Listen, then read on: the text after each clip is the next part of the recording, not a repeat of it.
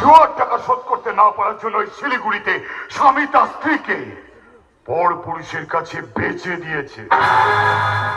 হাওড়াতে যে মেয়েটা অলিম্পিকে দৌড়ে সোনার পদক পেয়েছিল, তার অসুস্থ বাবাকে বাঁচানোর জন্য সেই সোনার পদক বিক্রি করতে হয়েছিল। শুধু কি তাই? শোন, এই দেশটার নাম ভারতবর্ষ।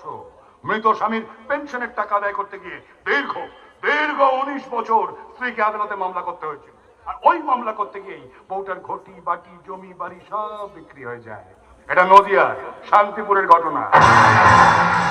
তাই তোকেও কিন্তু বিক্রি করতে হবে রে মনোহর। তোর ওই জমিটা আমাদের কাছে বিক্রি করতেই হবে। প্রাণ থাকতে নয়। তাহলে তো আমি তোর প্রাণটাই নিয়ে নেব রে শালা শুয়োরের বাচ্চা। সংকল্প